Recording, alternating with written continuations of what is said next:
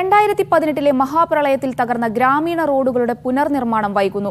മൂന്നാറിൽ തോട്ടം മേഖലകളിലെ റോഡുകളുടെ അറ്റകുറ്റപ്പണി പോലും നടക്കുന്നില്ല.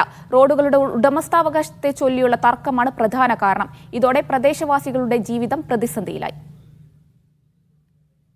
ജില്ലയിലെ 148 കിലോമീറ്റർ ദേശീയപാതയും പൊതുമരാമത്ത് വകുപ്പിന്റെ അധീനതയിലുള്ള 1145 കിലോമീറ്റർ റോഡും 865 കിലോമീറ്റർ പഞ്ചായത്ത് റോഡുകളും പ്രളയത്തിൽ തകർന്നെന്നാണ് കണക്ക്.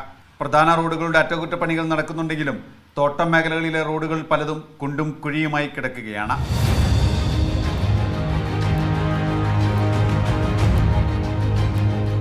രാജമല പെട്ടിമുടി ഇടമലക്കുടി റോഡിന്റെയും ചെണ്ടുവര ടോപ്പ് ഡിവിഷൻ റോഡിന്റെയും നവീകരണ പ്രവർത്തനങ്ങൾ നിയമക്കുരുക്കിൽപ്പെട്ടിട്ട് നാളേറെയായി. KDHP കമ്പനിയുടെ അധീനതയിലുള്ള റോഡുകളുടെ ഉടമസ്ഥാവകാശം സർക്കാരിന് വിട്ടു നൽകാത്തതാണ് പ്രധാന തടസ്സം.